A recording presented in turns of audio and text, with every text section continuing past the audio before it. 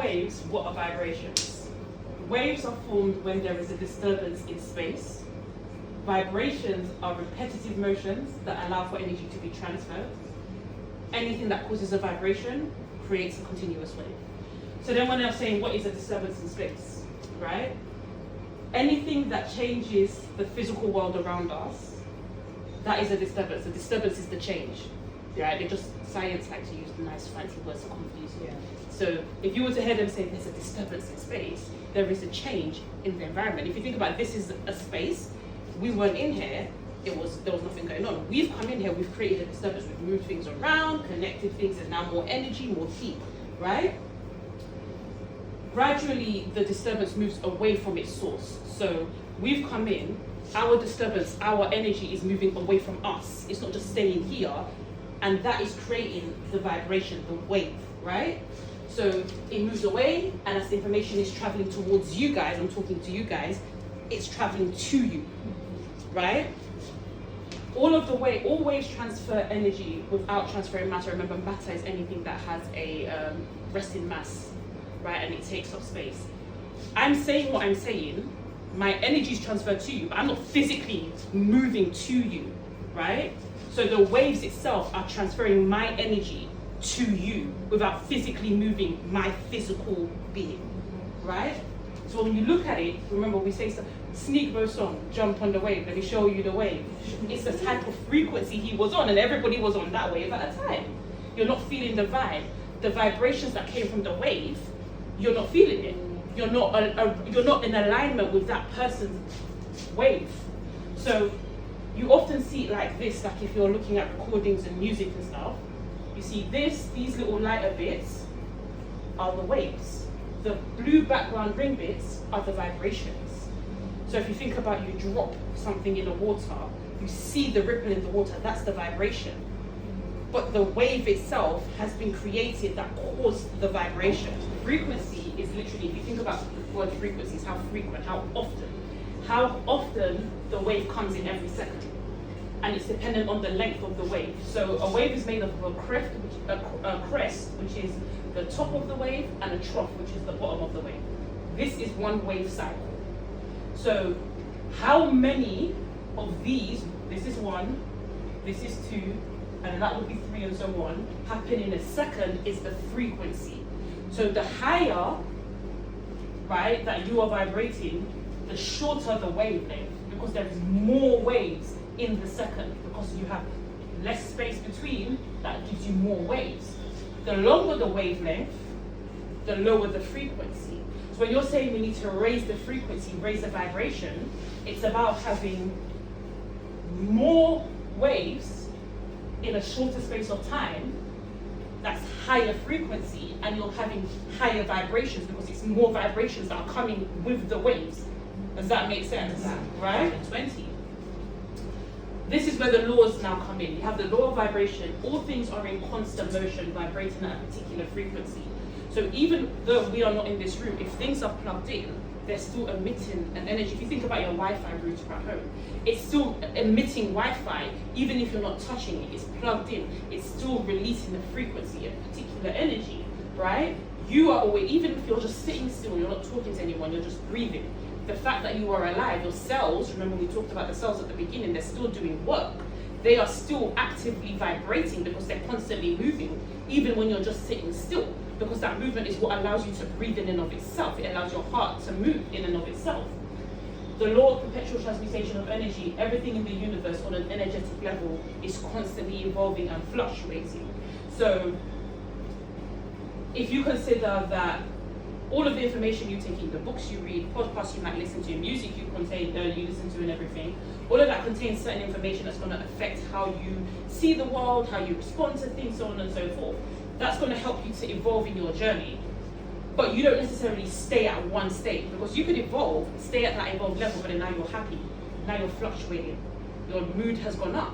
You're sad, your mood has gone down. You're angry, your mood has shifted. You are constantly fluctuating. We're not just steady, forever just balanced like that. We don't respond because we are energy in motion. So we are emotional because our energy is constantly moving. Things are happening to us, around us, for us, with us, and we're having to experience those to change our own energy to then evolve some more. The law of attraction, you attract based upon the frequency you're vibrating.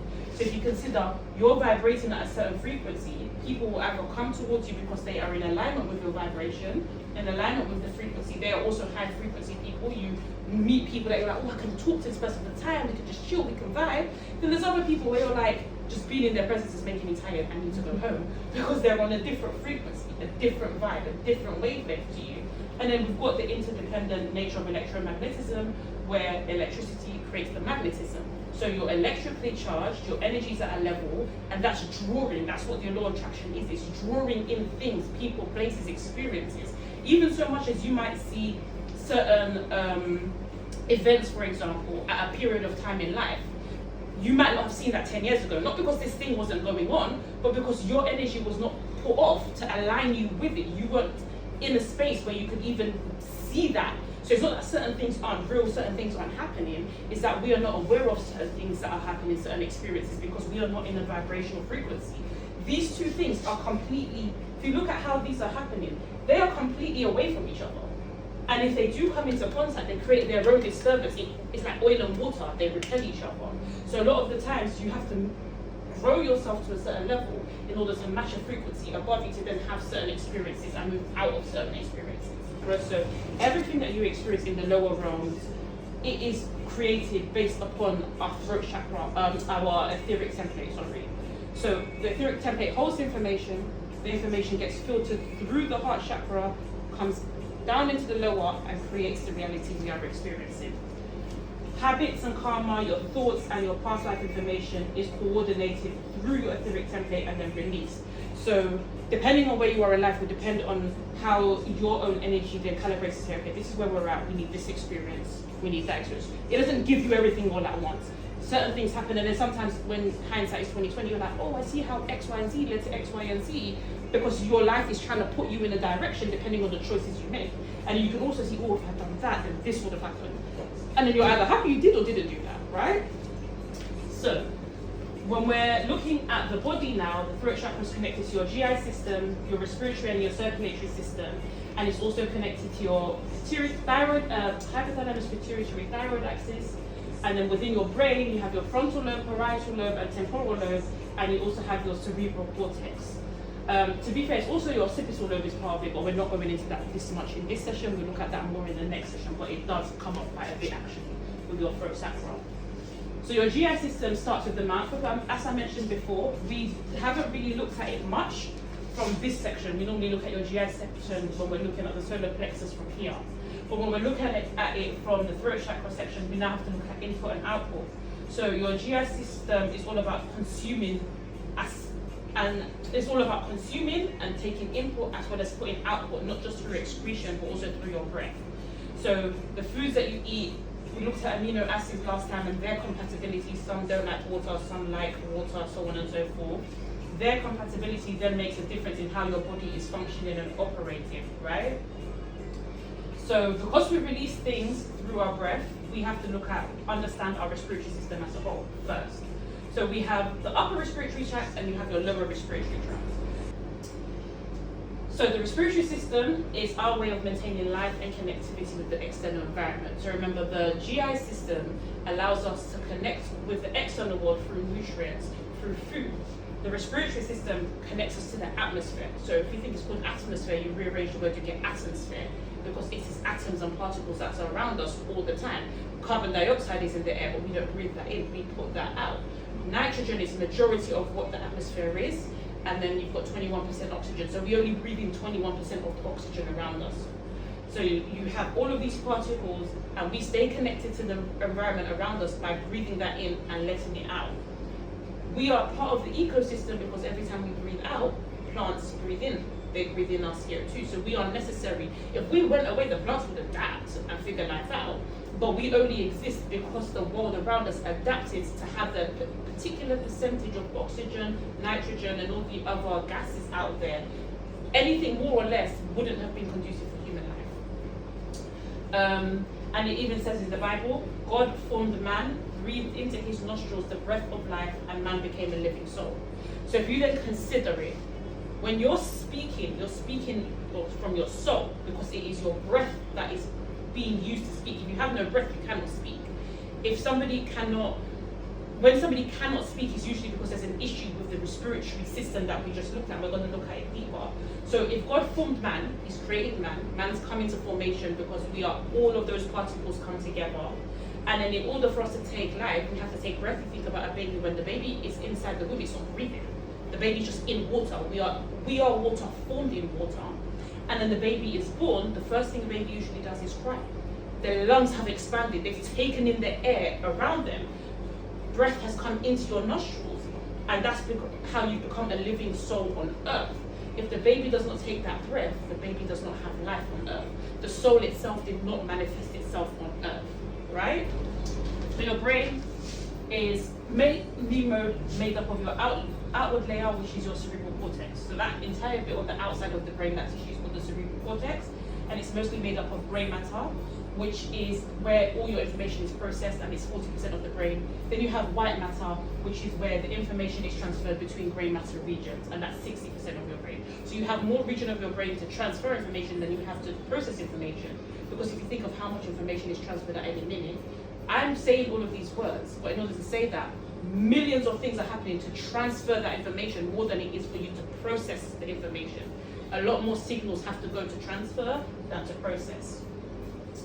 We then have the neocortex, which is what we've come on to now, which is the most recently evolved part of the brain. And it's about 50% of your brain volume, and it's responsible for your conscious thought, sensory perception, language, motor commands, so like walking, running, writing, that sort of thing, and spatial reasoning, having an awareness of like your environment around you, right? The neocortex adapts to new functions and it grows really quickly. And every time you repeat a task and you learn a new skill, it supports its growth, which is why we always need to be learning. Learning is not just something we're supposed to do and then after school it's like, okay, great, I'm done with learning. We're supposed to constantly want to learn, even if it's like learning a new recipe or it's taking a different route to work. You're learning something new. If you walk through the park every day, just walk a different way around, walk a different way back. Just allow your brain to take in different information in different ways, and that helps it to grow. We're supposed to grow intellectually. We are intellectual creatures. We then have 4 divisions of the brain. You have the frontal lobe, which is your motor cortex, which is here, front part. You then have your parietal, which is more like here. You have your temporal, think about your temporals at the side. And then you have your occipital, which is really like the back of the neck. And if one part of your cortex isn't working, then the others tend to pick up the work and try to do what they can for it. So your brain doesn't just shut down incompleteness, they will try and do what they can, but it wouldn't be as effective, of course, as the designated region. The cerebral cortex is then divided into 52 areas, which are called Brodmann's area, and these map out specific functions in your brain lobes, which we're going to come into some of these areas as well as we go forward. Communication is the process of exchanging ideas and information and emotions between people. You have verbal and non-verbal communication. So verbal is all about words, it's writing, it's oral, letters, symbols, texting is all verbal. And then you have non-verbal, which comes in the physical side and the spiritual side of things.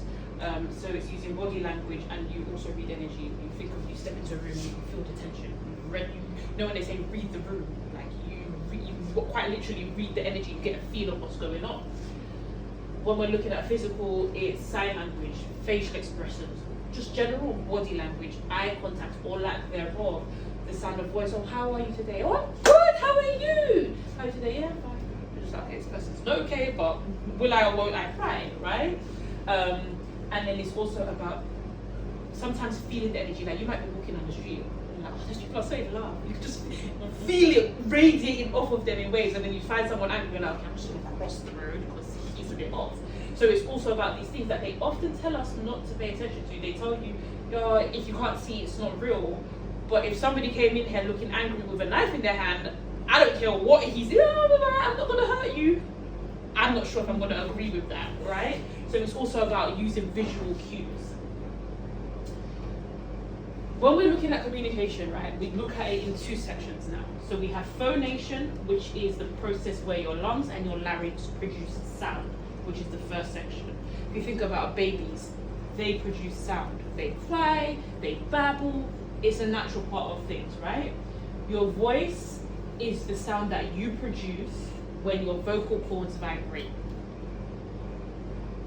It's unique to every single one of us. It's just like your fingerprint. So no two people sound the same. People can sound similar, but they won't be exactly the same. When you've got air flowing through your lungs, there's an increase of pressure on your larynx, and then it moves the air through your vocal cords. So I'm speaking because my lungs are bringing air up, putting pressure, and then bringing the air out through my vocal cords, and that's producing the sound.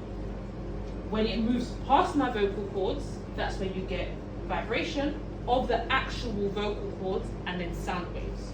So you can't see the sound waves, but you're receiving the sound waves, which we're going to go into in a second. So your larynx and your vocal cords vibrate, and that allows me to produce speech. If that vibration didn't happen, I could not produce speech. I couldn't talk. Because this only happens out here when this is, you even feel the vibration of your own voice when you put your hands to your throat. You can feel the vibration. Your speech is the oral expression of your thoughts, your feelings, and your ideas, and where tone is altered into identifiable sounds. So if I was just on the radio and you guys couldn't see my face, you'd be like, oh, it sounds like, you could hear the sound. Just like if you hear Beyonce singing, you're like, Beyonce produced a new song. You just know her sound, right? Sometimes even certain producers, they produce a beat, oh, it sounds like such and such is beat, right? It's things like that. If we heard a helicopter right now, we would know it's a helicopter without seeing it. You could tell the sound. If we heard a cow, we'd be like, is that? We wouldn't even question it because you're in London. Cows aren't in London. But then if you go into a village somewhere in Africa or the Caribbean and you hear a cow, it's just another Sunday morning, right? So articulation is the transformation of sound energy into words to express our ideas and our feelings. Articulation uses your tongue, your lips, and your pharynx and your soft palate. And then if you remember in the solar plexus, we went through our cranial nerves very briefly. You have your cranial nerve 7, 9, 10, 11, and 12. They are all part of your ability to articulate. Articulation is taught, phonation is innate. We make sounds naturally, but we can't naturally speak, which is why you have people that are deaf and dumb. Or people that if they're isolated from human contact, they cannot actually speak, they don't ever learn. Now remember, we always think about the world moving slowly. The world doesn't move as slow as we think. We perceive it to move slowly because we are not often taking in conscious awareness of the speed at which the physical body is moving. Think about how many different processes, this is an oversimplified process to speaking. All of these things are happening in the very second I am speaking. And in the same second you are hearing it. There's no 10-minute delay where suddenly that's when you hear it. We are moving just like that every instant. There are signals firing off in your brain and in mine right now to allow this to happen. We are not moving slowly. We just don't have enough self-awareness to realize how quickly we actually are going in any given moment, right? When we're looking at speech and language, our speech is produced by a lot of muscles from the head to the mouth, your throat and your nasal cavity, your chest into your abdomen, right? Speech development is a gradual process and it requires years of practice. If you think your first word might happen at a few months, let's average it out 1. And then from there, you're always learning new words. Well, you should be always learning new words, should I say, right? And then even then, when you learn a word, if you read a word and you've never seen it or heard it, you're like, how do you even say that? You can look at it, you're not sure of the sound. So then you might have to go and Google it and get the woman voice recorder to like pronounce it to you and whatnot. Children learn how to regulate speech muscles to produce understandable speech, because oftentimes with children they say things and you have to sit them down and say use your sounds, break things down into syllables, right? Language is how we communicate through sounds and symbols, and it's a movement that requires multiple parts of the body in order to be coordinated. Language is understood through visual and auditory signals and is divided into your sensory components where you see and you hear, listening and reading, and then you have your motor components where you verbalize things and you can write things down. Now, before we move forward, we should take note of cranial nerve 10, which is connected to the gut. your gut and your solar plexus, which we talked a lot about. So cranial nerve 10 takes a lot of the external information, your gut bacteria information, and it communicates that with your brain. The things that we eat, the gene codes that are active within our gut bacteria, they affect cranial nerve 10's functioning. So if you consider that energy is then communicating with your ability to speak, your ability not to speak or to articulate yourself clearly, which is why when we say the gut, all of this is one system, the throat and the gut. We don't often look at your throat chakra and your solar plexus as one region. Oftentimes we just look at them separately, but we have to therefore be aware that the energy that we're taking in is affecting our signaling pathways, and it's there. Vocalization requires a continuous production of air. If you think you need to take a breath sometimes when you're talking, and even as you're talking, it's your breath that comes out of your body when you're talking. One puff of air released during one vibratory cycle, remember you had the crest and the trough, right? That equals to one sound wave. So we're talking high frequency, low frequency. Obviously the sound, some people have like higher pitched voice, some men have like proper deep baritone voices. It's just the way the air is moving through their vibration, vibrating through their vocal cords, right? But also the way we talk, the energy that we're releasing as we're talking. So higher level conversations will have their own particular frequency, which is why some people might not be able to sit in a room and listen to certain conversations, because the energy that's coming through with the message is above and beyond them. Like they're just like, I don't even know what you're talking about. Similarly, when you reach a certain level, you cannot sit in certain rooms to have certain conversations because you're like, what is this? What are we even talking about, right? The vibrations that are being emitted through the message transmission will affect your own energy depending on the energy you're vibrating on, right? Because waves travel through solids, gases, liquids, and empty spaces. Sound is just atoms or molecules moving back and forth, creating the vibration, and then those vibrations travel to your ear. Sound creates vibrations, fast vibrations, higher sounds, lower vibrations, lower sounds. So if you think about it, this room, when the door was locked, you could still hear the music outside because sound can travel through the walls. But the volume of that sound can only travel so far. 4 or 5 houses down, they may not be able to hear it. But if someone's having a barbecue today, all the way down, maybe at the end of the road somewhere, we might still be able to hear it because the speakers are bigger. They have a bigger capacity to transfer sound, right? If there was a screaming baby in a neighboring house, a lot of us would be able to hear it. To the point where just like, oh my God, look at this baby go to sleep. Please, what is wrong with the baby, right? Because they travel through gases, liquids, and solids. In this room, it's just gases. It's just gas particles surrounding us. It travels through the medium. How effectively it travels depends on the medium. So obviously solids will affect how much of that sound can travel, whereas a gas, a liquid, and empty spaces, it can travel more. Empty space, they say space, outer space is empty. It's not really empty. Outer space, because it has stars, it has moons, it has asteroids, it has planets, so it's not empty. But there is a lot of space out there. They put satellites out there to get your GPS tracker working, to allow us to have Wi-Fi, all of these sorts of things. They are sending waves, sending frequencies, so the Earth is then receiving all of that information, and then we are using that information to receive other information. They are using their own language, if you will, to then distort the energy of the world around us, which is why we see things in particular ways. So if, let's say for example, if somebody says Jesus, you already have an image in your head. There is not a single picture in here, but you have an image in your head because they've told you that. But if you look historically at Jesus, the image in your head does not match the fact of who that person is supposed to have been. Because they've opened a portal for you to perceive Jesus, and when you think of Jesus, and Jesus is Christ, Jesus is King, Jesus is God, but the image in your head of Christ, King, and God is a white person. So now your white imagery of God, of greatness, is a white person.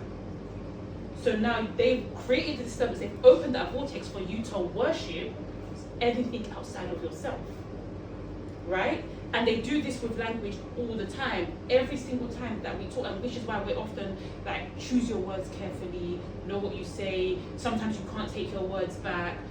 you know that on the level of like emotional intelligence, of like you don't want to hurt a person's feelings, but also on a spiritual level, sometimes you say certain things and you've opened certain spiritual entities into your space, into your realm, into your reality. Not necessarily bad ones, sometimes it's bad, good, depending on how one perceives it, agreeable, disagreeable, again, depending on how one perceives it. But these spiritual entities have now been given access to you. So, if we're going to talk about this in the context of religion, when you go to church every Sunday, people say, take this body and blood of Christ, eat it and drink it. Right. But you have now also said the words. You've literally accepted it. They teach you communion and confirmation to write you into this way of life, into this ritualistic way. And then now you're taking that in and you're wondering why certain things are affecting your world around you, not connecting it to that because you've been trained to perceive this way as the righteous way, as the good way, right? So you're not necessarily questioning that way or connecting the decision to make a symbolic sacrifice of eating a human being and drinking human blood to chaotic things that may be experienced in your world, whether it's an individual world or the collective community world, right? Which is why it's important to always know what we're reading. So even when we're reading text, sometimes you might read something in quotations that says, I am something, something. I always try to mentally change it to say, she said, or you, because I don't know what comes after I am. And I am not necessarily that thing, right? So when we're hearing words now, so we've gone into the talking of it and how the information is being received. But now what happens is we have, this is our entire ear anatomy, sorry. So this part of the ear that we see is called the auricle. All the process of hearing happens all inside, right? Within your ear, you have a fluid called, within your cochlea. So your cochlea is here, this like spiral shape. You have a fluid in there, and that fluid is what translates sound into electrical impulses, and then your brain translates that sound into like information. You then have stereocilia, which are like strand-like hair fibers that are within your cochlea, and they actually feel the energy. They pick up that energy and convert the sound vibrations and even your head movement into electrical signals for your brain to interpret. So when you're on a roller coaster, your body's stationary, but your head is like moving. Because your head is moving, but your body is still, that's what causes like the motion sickness and stuff, because your body's like, why is there a mismatch in communication here? And then you also have proteins inside your ear, protein connections between the stereocilia called cadherin 23 and prosocadherin 15. And so your, if we say this is the stereocilia, and then the proteins connect like this, the proteins, every time one moves, like one stereocilia moves, it tugs on. So they all move in response. And each stereocilia responds to a particular frequency and a particular vibration. All of the vibrations you hear end up in your cochlea, which converts air vibrations into neural impulses. So as I'm speaking, the air is going straight into your ear. You can't feel it because this is something that's always been happening. From the minute you're born, you start to interpret sound. If you're born in the hospital, you've got the beeping sounds, the machine sounds, you immediately start to interpret sound information. So we can't physically feel it because it's just like saying, feel your arm. You can't really feel your arm. But if someone cut off your arm, you feel its absence suddenly. If you went bald, you suddenly feel the loss of your hair, but you don't physically feel your hair every day, right? It's the same way.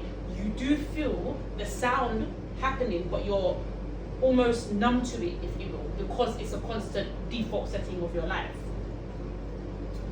So hearing is the highest resolution of physical sense because, like I said, you do feel it, like it's those stereocilia are detected to feel. And when the sound hits your cochlea and it vibrates the waters, because it transfers, because it has to transfer the sound through something, hits the water, the stereocilia vibrate, the fluid ripples upon vibration, and then different cochlear regions are stimulated by different frequencies. So that whole spiral, different portions of it are stimulated by certain high frequencies, low frequencies, mid frequencies, and whatnot. And then each stereocilia is a different height, so they're kind of like a mountain slope sort of thing, and then they detect different vibrations. So prosocadherin 15 and cadherin 23 allow the vibration of one stereocilia to stimulate the others that are connected to it.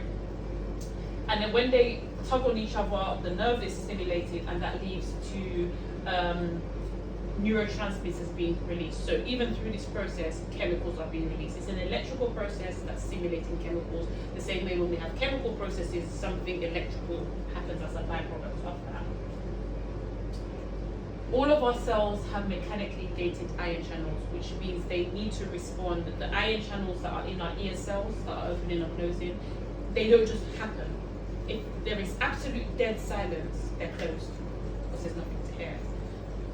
They need external stimuli to be stimulated, which is why all of this is all about external world, right? It's all about outside, creating a response to those air cells. Protocadherin 15 is next to TMC1, which is an ion channel. And when the protocadherin 15 is stimulated by sound vibrations, this ion channel TMC1 open, and then potassium and sodium ions go in and out. So as I'm speaking, for this whole time you've been listening to me speak, there's just been an influx and an outflux of potassium and sodium going in and out of your body. And even if I stop speaking, you've got the sounds out there. You've got the door thing knocking on each other. If you're in the park, you've got the birds tweeting. Even if you're at home, you can just hear things like background noise. It's constantly just in motion. So you're constantly exchanging energy within your own body, but that energy is a stimulus to the external world that is giving you energetic information to translate, right? Ions move, your neurons are activated, and then the signal travels to your cranial nerve 8. When the cranial nerve is when the information gets to cranial nerve 8, it goes to the cerebral cortex. The louder the sound, the more stereociliary activity you get. So you get more action potential released with the louder sound. So when you're like in a class, rave, day party, them sort of things, more energetic signals are going, which is why sometimes you feel overstimulated when you're in those environments, because you've got the loudness of the music, then you've got hundreds of people around you in energy, and then you've got all these other technologies. Maybe you've got food cooking over there on the floor, you've got the heat energy source over there, the sun's burning hot. Your body's quite literally overstimulated, right? So when we're even saying, oh, I'm overstimulated, some people use the term very loosely, but sometimes you're actually overstimulated, that your body's processing a lot at once. And the body is designed to process, but sometimes it in itself is just like, there's too much going on. I need to remove myself and calm down and re-regulate, right? Sounds are caused by vibrations, and sound makes things vibrate. Sounds caused by vibration because I've spoken, the vibration of my vocal cords produced the sound, right? But then sound is making the water in your ear vibrate.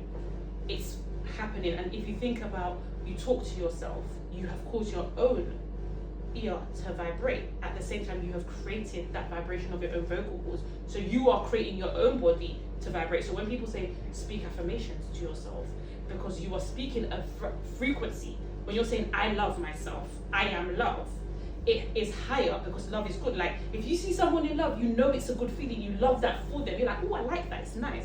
If you see someone in hate, you're like, this person's hateful. You naturally don't want to be, or you shouldn't want to be around that person. So when you're speaking these words to yourself, the vibration is coming from you, and you are hearing that vibration back to yourself. So your cells are regulating to the frequency, to the amount of waves that are going to say, oh, this is what we are, we need to move in accordance with that. So if you do it enough and you act in that way as well, act in love of self, being obedient to self, listening to self, moving in a certain direction that allows you to express self-love, naturally you become the vibration of love because you are doing, right? So your cerebral cortex interprets all sound and signals, then it stores them as memories and experience, which is why certain sounds can be traumatizing. Like you get a lot of like soldiers and stuff, they have PTSD from like loud sounds and stuff, because the brain has associated loud sounds to like whatever experiences they had when they were maybe at war or whatever. Hearing is more sensitive than touch, because if you think, if somebody had nails on a chalkboard, that's your whole body feels it. But if somebody just touches you and brushes past you, it's like, okay, I felt it, but it's not nearly as creepy and annoying as that nails on a chalkboard. When you hear, it's the result of the most sensitive touch organ being physically moved by the air around us. That's all hearing is. It's our ears being moved by the atmosphere. whoever's in that atmosphere or whatever is in that atmosphere, it's just us being moved by it. And then it's obviously going to navigate. That's why when you're listening to certain music, it makes you feel a type of way. Because even though, like, let's say I've got Beats headphones and it's noise cancellation, it's cancelling out the outside world, but then it's all, even when you put your hand sometimes to a speaker, you feel the wind off the speaker because it's producing air going into your ear that's now translating to something. So sometimes you feel, okay, like, you listen to vibes, you just want to get outside and do something nice, get a drink or something, but then you're listening to Beyonce talking about the stuff she wants to do to Jay-Z, and that's making you feel, and you're thinking, why do I have a man? What's going on here, right? So it produces a certain frequency on you. Remember, we are always fluctuating and evolving. So depending on what information we are receiving, what air particles are coming into us, will depend on how we are operating. Sound is the softest way in which the external world touches us because it's gentle. Like I said, we don't ever feel, no matter how loud it is, you don't ever feel it like that. Even the nails on the chalkboard, you don't feel it here. You feel it like, you feel the physical vibrations on your body, but your ear doesn't actually feel it, if that makes sense. It's not a literal feeling, even though you can feel it. Sound is touch that is felt and interpreted at the molecular level. The same way your gut interprets things at the molecular level. It's interpreting the calcium, it's interpreting the proteins, it's interpreting the amino acids. Sound is you interpreting calcium. We've just explained that when we're going through the hearing process, our ion channels are opening and closing. So that's a molecular situation, right? You're hearing me speak, but it's all about the channels being open and closed. It's about the particles of air. The carbon dioxide that I'm releasing is vibrating at a particular frequency, and you're receiving that frequency into your own air, into your own being, right? So all of this, all of the GI tract, from top to bottom, your solar plexus, your throat chakra, they're all about molecular interpretation. It's interpreting things that cannot be seen, that cannot be easily verbalized, because it's things that have to have a certain degree of awareness to be able to articulate, to express, to explain, right? They burnt down a lot of our libraries, a lot of our literature, a lot of our writing, got rid of it. And in the post-colonial era, you've got missionaries that came into Africa and the Caribbean to push their doctrine. So what was happening post-colonially is that we were like, okay, well, it's finished now. Just got to get back to life, open up our own schools, go back to our own medicine ways, yada, yada, yada. They were like, no, can't have that. That's you not being independent. We kind of need you to be dependent. And so what then happened was that they sent missionaries into Africa to teach us their ways. And they said, well, you're not going to have access to your land, because they had seized our land. The Berlin Conference made sure that we didn't have access to our land, we didn't have access to our resources. But if you want hospitals and you want education and you want to go to universities, you need to learn things based on our standards. So they created the standard of what we tend to use today in education. And so the missionaries then taught us to be educated based upon their own philosophies, their own perceptions of things. And so that then led to us adopting European languages. So across Africa and the Caribbean, somebody is French, Spanish, English, Dutch. One of these languages come up. A lot of our languages are second languages to a degree, because in the schools they're not teaching us in our indigenous languages. They're teaching us in the European language, and then we often aren't even necessarily taught in our indigenous languages, whereas it should be the other way around. When you go to England, England teaches you English, and then they teach you French, and then German, and then Spanish. If you go to Spain, it's the same thing. Germany is the same thing, etc., etc. Why are we not learning our indigenous languages, learning things in our indigenous languages, and then learning English and French and all the rest of it as a secondary language? With the elimination of our, or not necessarily elimination, but with using our languages as a second language, they then enforced the Eurocentric curriculum, which enforced a Eurocentric identity, a European identity. It eliminated our identity, the way we see ourselves as a people, the way we operate as a people, because it was no longer about what was normal for us, how we did our practices. And so now, if you haven't been trained in a particular university, if it hasn't got a certain country name next to it or a certain stamp of approval, then people don't necessarily perceive you to be educated enough. And that paved the way for the new world to be born, new world ideologies and education systems in which we go through primary, secondary, tertiary education. And if you haven't, in some communities, if you haven't reached tertiary education, you're not perceived as educated, you're not perceived as knowledgeable in certain things. But all of this stops you from fulfilling your sole purpose. Because now you, like he just said, we go to all of these education systems, and what did he just say? Everything, I work well under pressure. We've all written that at some point in time on your CV, or when they ask you, what are you good at? It's like the go-to line to sell yourself, right? Okay, that's great. We work well under pressure. That's kind of like a human way of life, to work well under pressure. But that's just a worker for the system, and they need that because they're putting you under extreme amounts of pressure constantly. When you look at the etymology of education, it means to rear, to train, to shape an individual to fit into a society or a culture, to extract latent skills and inborn potentials from within the learner. So we're being educated to what? To be trained to fit into their society and culture. So, if you consider us going back to our own indigenous languages, you're not gaining a new soul, you're remembering the soul of your ancestors. They are communicating through you through that language, because when you start to speak that language, in fact, sometimes things can only be expressed through another language. Even if you're thinking about like within slang dialects, within our culture and our community, somebody says, I want to chef man up. You feel it differently. So I'm just gonna beat him up, man. Like there's a vim to it that comes with it. And if the brother's looking enough, you're like, no, I don't want to risk whatever he's got going on over there, right? Or sometimes you want to give praise to someone. Go on, bad man.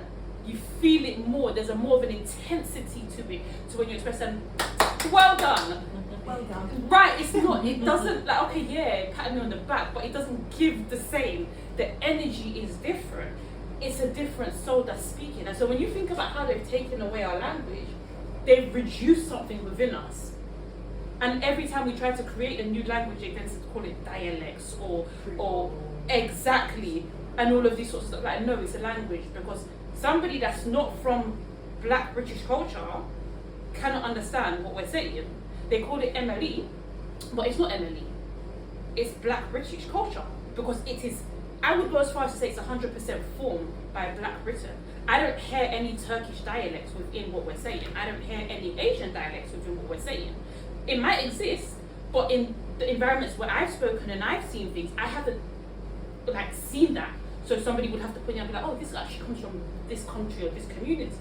So even when we're saying that, it's a Black British dialect because it came from those of us that migrated here, and then we created this language. And if you went to some random part of England where there are no Black people there, they would come in this room and be like, I don't know what you're talking about. So we are even creating and evolving the English as times are going, even within the very England, because there's a level of vim. It's our own energy being expressed. That's all we're doing. We're expressing ourselves. And if you look at the way it's changed over the years, if you think there was that chung back in the day, or skeen, people would say skeen back in the day and all of this. And then you hear this now, you're like, oh, what year did you come out of? But it meant something, and depending on the way you say skeen, would depend on what it means, depend on how it's understood, depend on how it's interpreted. It could be said without a scheme. Scheme! It depends on how you express these things, right? But then if I say that to my mum, she's not going to know what I'm talking about. She's going to look at me so like that. Keep your talks to yourself, innit? Right?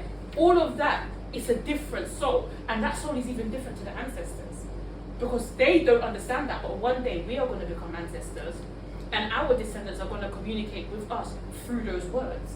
And if we have children already now, they would pick up on these things already. They only know these things because of their exposure to us and our molding of the culture, if you will. So if we look at how we're communicating today, we text a lot more than we write. We read, we watch a lot more than we read.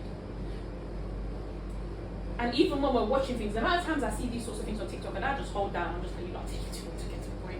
And then I double tap, and it's just like, why am I in a rush? I'm not going nowhere, I'm just sitting here. But you just want to get to the point and then move on, right? When we're looking at within our community, it's very normal for us to be bilingual people. It is, I would go as far as to say majority of Black people are bilingual. People argue that patois is not a language, it is a language. And we're going to even come onto that, maybe on the next slide or one of the other slides. It's a language. And by us becoming monolithic, we are disconnecting from our ancestors. Because we cannot communicate with them in a language that was not natural to them. But we can communicate in a language that is natural to us by the language that they communicate through us, if that makes sense. So once we learn, let's say for example you're Igbo, you learn Igbo, they will communicate with you through the Igbo tongue, but then you will communicate outside of yourself, maybe through English, because it's your first language. So you are doubly connected.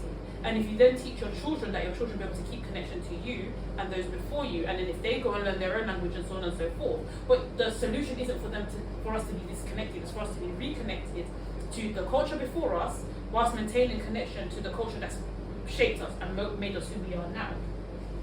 When we're looking at even the technology, it's affecting our attention and our neural connections, because studies have shown that when we're on the screen a lot, it affects the way we are able to sit, focus, take in information, and it affects our brain pathways that are connecting, and it's making us dependent on technology. A lot of people go to ChatGPT for everything. Yes, you should go to ChatGPT, you might need it for something here or there, but it's causing us to not use our creative skills. We're constantly going to ChatGPT for all the answers, and it's actually a detriment to us, because now you're not using your brain.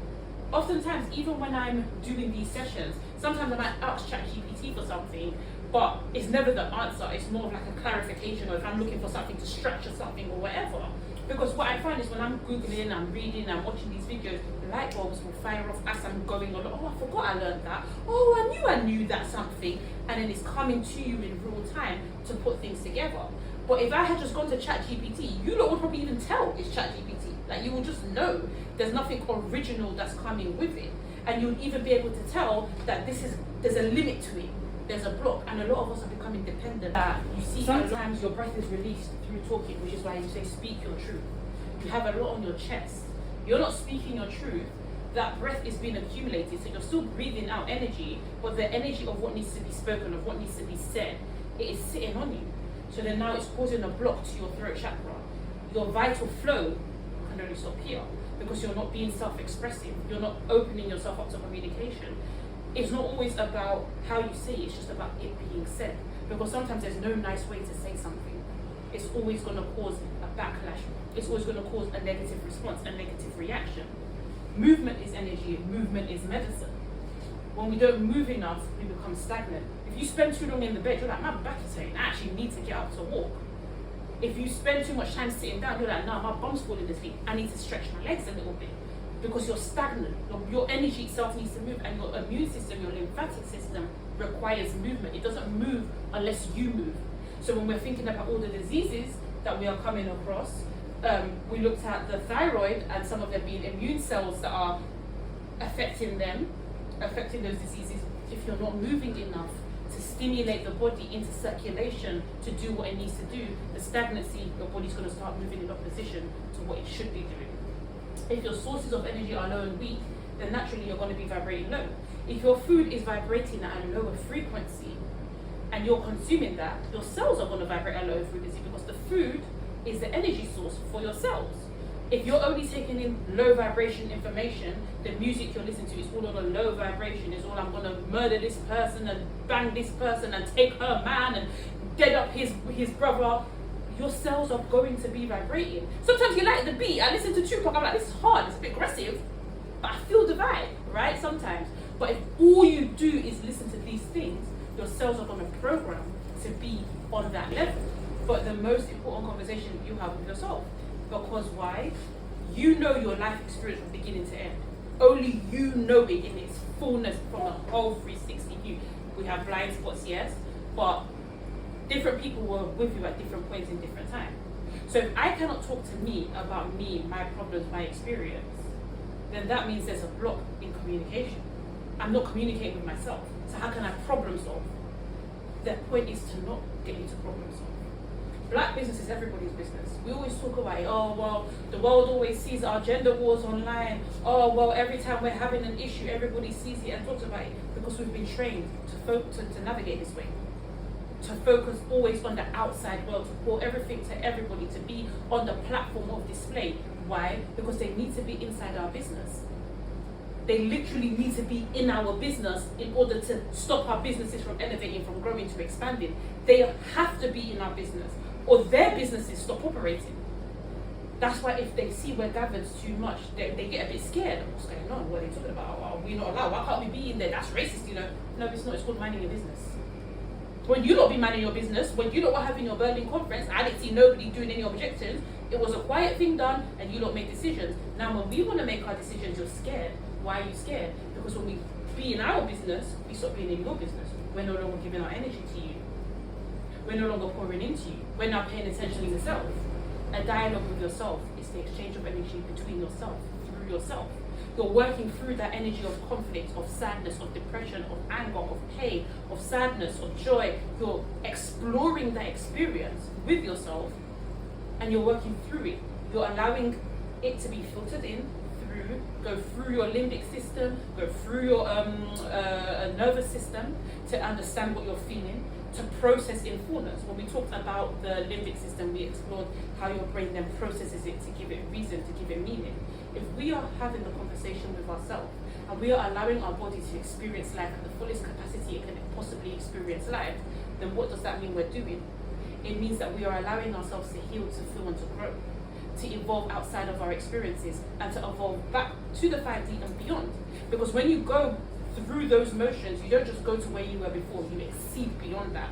If we exceed beyond that, where does that leave the ones that have been working towards our demise, that have been working towards our defeat? It means they don't have a source anymore, they don't have a supply, they don't have anyone in which they can now go and feed off of. Because we've now learned the lesson, I've experienced that, I've felt it, I've dealt with it, I've spoken to the ancestors, we've had our communion, we're not doing this no more. Where does that leave them? And because we've dealt with this, we now have the ability to say, okay, you want to bring arms to us, let's do this. We're on this thing. But if they keep us stuck in a cycle where we are not dealing with our business within our community, we're not unpacking our stuff, we're not dealing with it individually, community, globally. We've got diaspora wars, we've got gender wars. Our business is everybody's business. But see how we don't pay attention to everybody else's business. We don't care what the white man's doing. We don't care what the Asian man's doing. We don't care what the Chinese. We do not care. Whatever you lot are doing, as long as it don't involve us, leave us. We will leave you lot alone. But nobody else can have that because they depend on our source of energy, on our resources. They need our involvement. So when we're looking at the dialogue, it's important to talk to yourself. What makes it crazy to have that internal dialogue? When you're reading, it's an internal dialogue.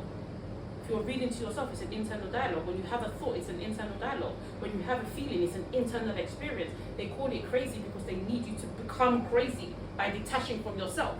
Because all of this, remember, the communication is the higher chakra. If this is opening and filtering through, then you've already bypassed the lower. But if you don't allow yourself to now talk to yourself, commune with yourself, you're stuck in the lower chakras. You're stuck on an individual, I, me, self. There's no community there because communication is all about communities coming together, coming into oneness, coming to wholeness of self, right? And so now we're looking at an equation. This is a lot of information, but I'm going to try and break it down. Your power is your energy divided by your time. Power measures how much energy is converted from one type into another, right?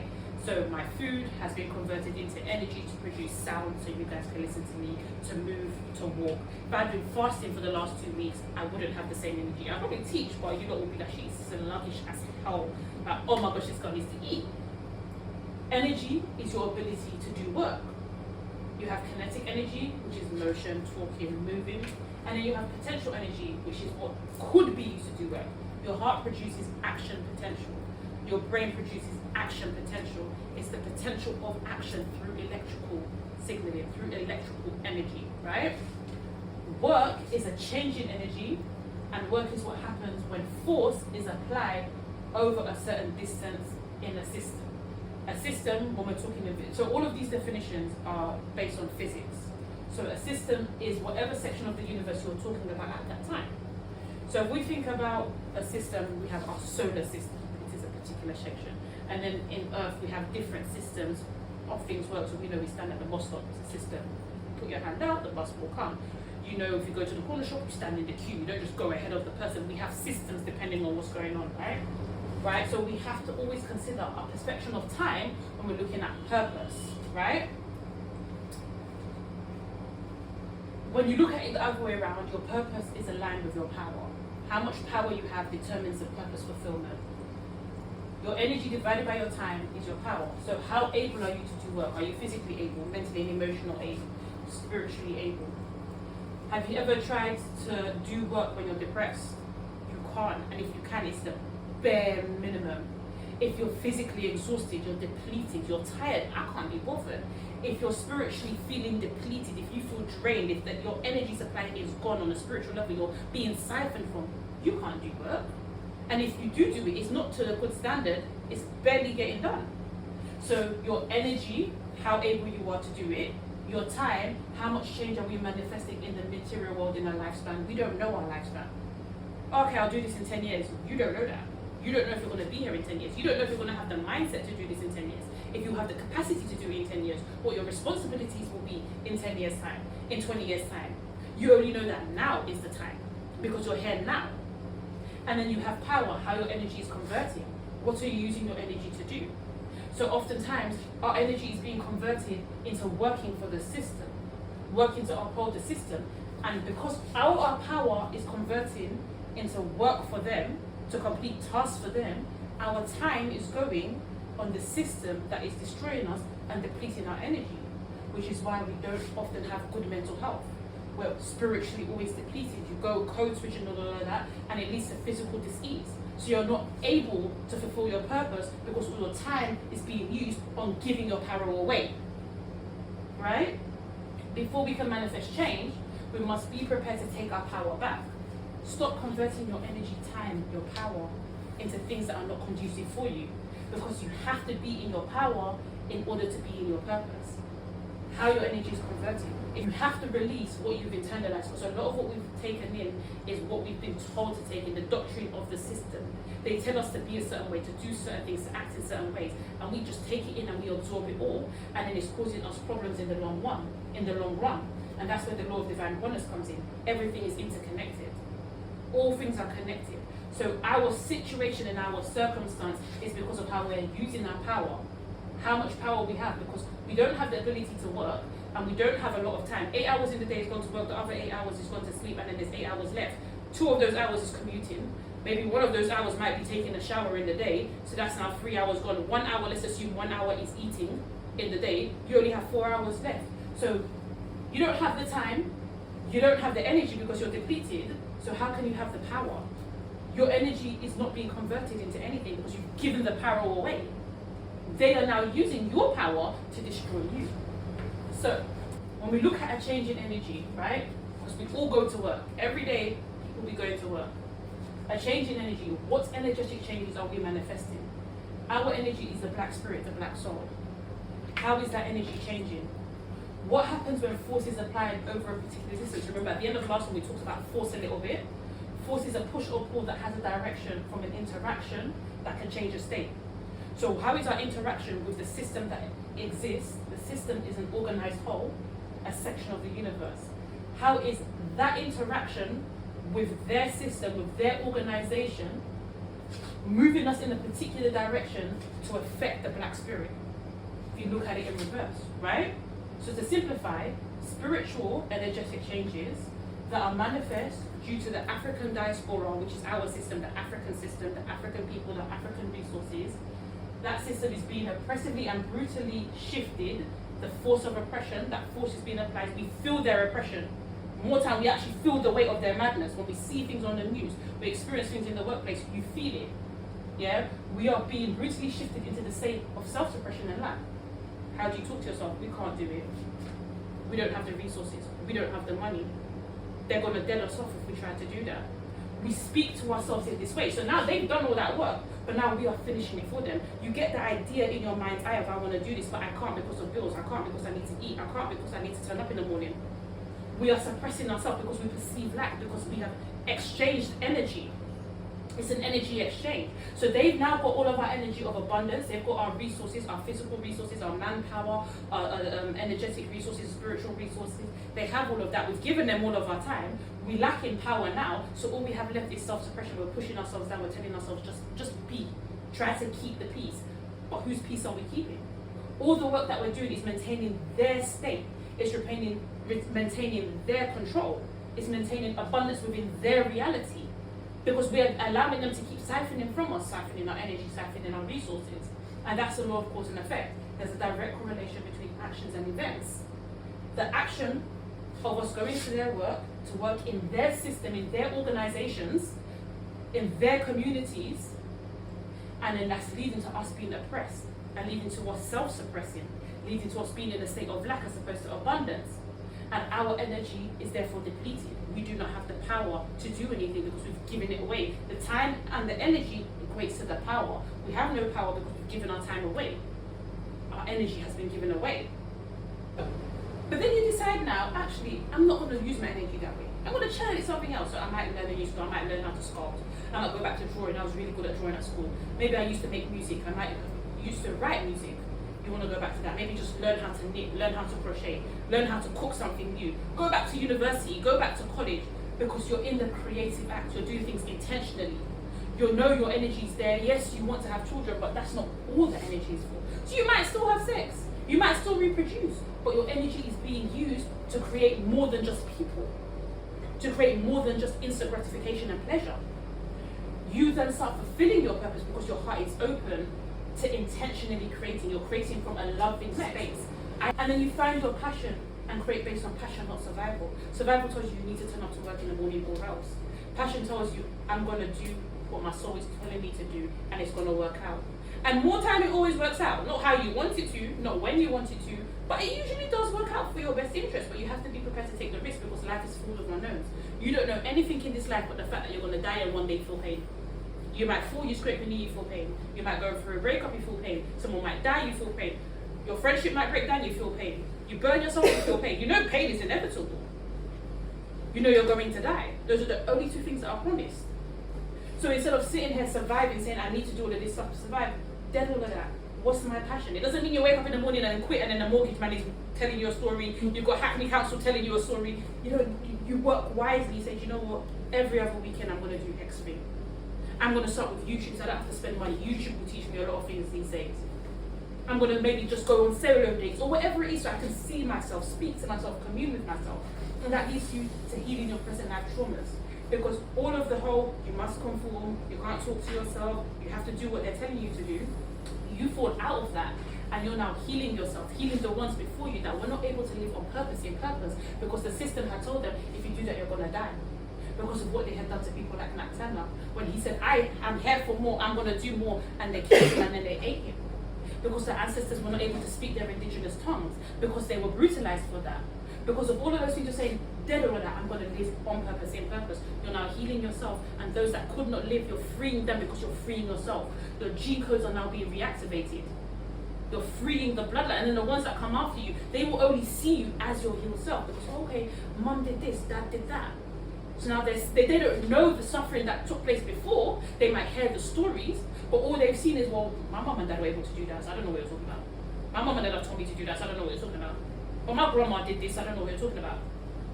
Yes, that might have been the truth, but that's not my truth. So if my mum said I could and my mum did, then I don't know what you're talking about, right? You cannot live in alignment with your highest purpose if you haven't addressed trauma that caused you to act out survival and live against your purpose. You have to address this is why it starts with the self, the individual, the root, the lower. People always want to know, how do you get there? How many times have I said, sit with self? All my sessions, I always say, sit. People think I'm going to come with some magical how you do it. Sit with yourself. You have to sit with yourself. There's no other way around it. If you don't sit with yourself, you won't know yourself because there's always other people around you contaminating the self. So you don't know what energy is you, what energy is the person next door, what energy is your partner, what energy is the guy that you slept with 6 years ago that you haven't yet detached from, the friend that betrayed you that you still want to be there because you're scared to be alone. Sitting with yourself. Then you know yourself, and then you know your traumas. You know, okay, this is painful. I don't want that pain anymore, so that means I'm ready to let go. You shift your identity, and then you come into your higher purpose. But remember, there is no highest. Your highest is now, but there's always a higher above that. So right now, you are at your higher self based on today. Give it a year, you'll be somewhere else. It's that same way that you don't know what's coming, but you know if you follow on purpose in purpose, you move out of that fear of I can't, what if, and you just do. You reap what you sow. Like order, you have to accomplish one thing. So what seeds are you planting and what seeds are you giving water to? Because we didn't always plant the seeds. Sometimes someone else planted the seeds and we chose to water their seed. And that seed was just a weed. So now we have to go through the pruning process. And some of these weeds are more like bamboo sticks. They don't die. You have to do it for time. Get to the root to when you're like, oh, I found you and I'm eliminating you and you're done out here. We have to be prepared to do that work. And sometimes we come back to problems around and around, and we go back around because we still have to make sure we've learned the lesson. Sometimes it's like a wound, there's a little bit of debris in there, you have to wash it out a little bit more. You know, you see something, oh, I missed that little something, needs to pick that out. You have to go through it. You reap what you sow. What seeds are you planting? What seeds are you watering? A lot of the jobs that we're doing, medical professionals, athletes, teachers, lecturers, pharmacists, scientists, these are jobs that we have created to make money, to have financial stability. But the essence is that of these. You are a healer. Doctors and nurses are healers, but they're only using their healing capabilities based upon what the medical world allows them to. Athletes are warriors. They're built in certain ways, have capacity to do certain things. They are able to endure. They have endurance and stamina to work, but they're using it for entertainment purposes. Right, we go back to the equation we just did, the work, the time, the power. Their time is going to entertaining us. They're working themselves in the system and taking away from their power to defend, to stand on business. So if you consider who really runs the sports industry, it's black people. So if all of our athletes dropped out of the system that's paying them whatever amount they're making money, and they channeled that energy to a higher purpose, there would be a lot of men on the front line, and the system will collapse just by them quitting. They don't even have to fight; they just have to quit. The system's gone, all their money's gone, your entertainment gone, just like that. The educators is the same thing. When we already discussed about what they are telling us we should learn. The missionaries that came in, having the system in place of education. The jobs we have in our system are lower level versions of our purpose. So it doesn't mean it's not in alignment with your purpose. It means where you are now, that is your purpose. The higher you vibrate and the deeper you go within yourself to connect with yourself, to connect with source, the more you disconnect with the system. It's a natural evolution of it. It's a domino effect. It's not something you can't do both, because it comes to a point where you're like, I need to pull away from something.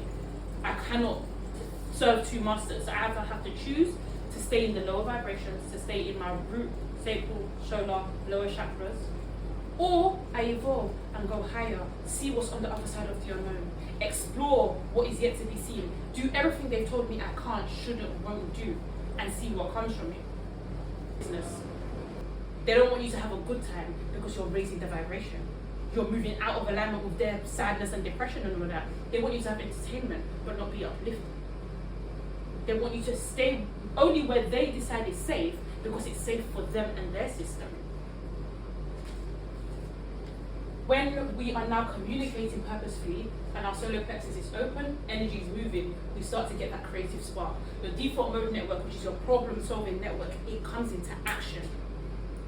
Your heart chakra is open, your solar plexus, your heart is filtering and communicating with the energy flow, and it's moving through. You are recognizing your own karmic patterns. So you can't see, this guy reminds me of the last guy, that friend reminds me of that friend, this family member reminds me of that family member.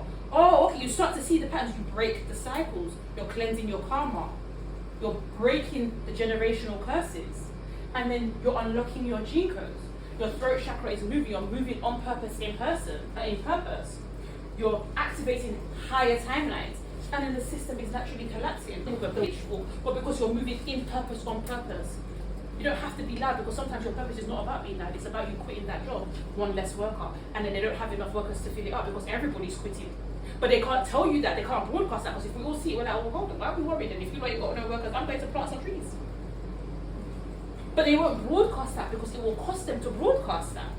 So it's the same thing. You then move into a higher purpose, and then suddenly now you don't even care whether their system collapses or stays. It's all the same to you, because you are living your highest self, your highest life, always, constantly, always operating on a higher frequency, always solving problems. So if things don't work out this time, okay, well, let me figure it out, learn the lessons, and then not get caught up in a cycle. Just means righteous, fair, lawful. What we are indirectly saying to ourselves is things are right the way they are. Oh, this is just how things have to be. Things are right the way they are. We have to take awareness into the way we speak about things. They're not just the way they are. Somebody orchestrated this, and we know this because we talk about it all the time. We talk about, well, this is how the system was created, and this is what they do. But then at which point are we like, okay, solutions? I'm not worried about, well, half the community don't want it. That's not your business what half the community doesn't want. You're talking to the part of the community that does want. Nothing is just the way it is. Because if it was righteous and fair and lawful the way it is, then we wouldn't be seeking equality. We wouldn't be seeking policy change and reform. We are working towards systematic change, but all we're doing is working an uphill battle that's getting us nowhere. Equality means uniform. When we look at the etymology, uniform, identical, equal, just and fair. Policy is political organization. So when we're asking for policy changes and equality, what are we really requesting? Are we not therefore asking to be equal to the people that we are being oppressed by, and for the organization that has created the system to then change their system? These two books, African People and European Holidays, they've got book 1 and book 2. If you read it, you'll see they will not change the system of political organization, because that's how it's always been. Europe has always functioned under a tax system that keeps the rich rich and the poor poor. England has always functioned that way. These two books go into that quite well. When we're looking at equality, why would we want them to treat us the way they treat their own people when they've only ever treated their people poorly? They don't give their people fairness, they don't give their people respect. They're very, very brutal with the way they treat their own people. They're even more brutal with us. So when we're asking for equality and we're asking for policy change, we're asking for them to change a political organization that's existed from before they even came into contact with us, and we're asking them to treat us the way they treat their own people, which is not a nice way to be treated. So what are we really requesting? Do we even know? All about putting the pieces together to bring the information that should be common knowledge, because all of this knowledge, we know it fragmentedly. We know it in an unconscious way. We haven't sat down to critically think about it and put the pieces together and Google this and research that and go to that session and spend time on all of that. So we don't have it in a way that actually makes sense, that gives context. But then now we're communicating consciously, we're giving common knowledge that we know is this, what I've said is common knowledge when you're at a certain frequency. It's things that we just know, we know. And we've put it together to now share with each other. So now you might read something and see something else that gives you greater context, greater perspective. We have to start communicating consciously with ourselves, in the community, in society, as opposed to just sharing fragmented bits and not connecting the dots, because everything is connected. All things are interconnected. It's a divine law of oneness. Coming to a space of breaking us free and giving us awareness, giving us knowledge. Our greatest leaders create a global disturbance. Remember, disturbance is a change. And they do that internationally amongst our people. Where these voices have spoken, we have always seen they have made movement amongst the masses. And all of them have been off by the opposition of system. Because why? When in survival mode, those in survival mode, they see a threat amongst our great leaders, and then they turn into fight or flight and they decide to fight. But they don't fight, they just take you out. They don't even fight because they know if they try to fight, they've already lost the battle. They fought to eliminate, whilst we have been deprogrammed to take flight when in a state of emergency. We've been taught to run. When we're not natural born runners, a lot of us are natural born fighters. And if you think about it in school, you'll see two little boys, they're fighting, they don't play fight. Naturally, the boys want to fight. And they don't see it as anything, it's them practicing their warrior prowess, or being confined already to not explore ourselves, and that teaches us to then be afraid of ourselves later on. When you speak your truth, you are completing your soul purpose and fulfilling your soul contract. Every single one of them, what's to say they didn't complete their contract, and that is how they were supposed to be ended out. We assume they were taken too early, but we don't know the terms and conditions of their contract. They were fulfilling their purpose, and that Turner himself said, I will fulfill my purpose, I am here for more. When you fulfill your contract, you break cycles, you free multiple souls. How many souls have they freed and continue to free by the work that they did? And elevate beyond Earth's frequency. What's to say they haven't gone above and beyond and they're not just ancestors guiding the direction of how things are now moving today? We don't know that. Their descendants might know this. Because I think all of them actually, with the exception of him, have children. So we don't know. This is destruction of the system. It's not a matter of pitchforks and always going to be loud and doing things at the front. It's leading in purpose, on purpose, being intentional with your actions and making decisions to break away from a system that is taking away your time, taking away your energy, taking away your resources, taking back your power through taking back your time, through taking back your energy. And now you have the power to fight it back, which is not necessarily to fight at all, but to do what is good for you, what is necessary for yourself. And then using your energy intentionally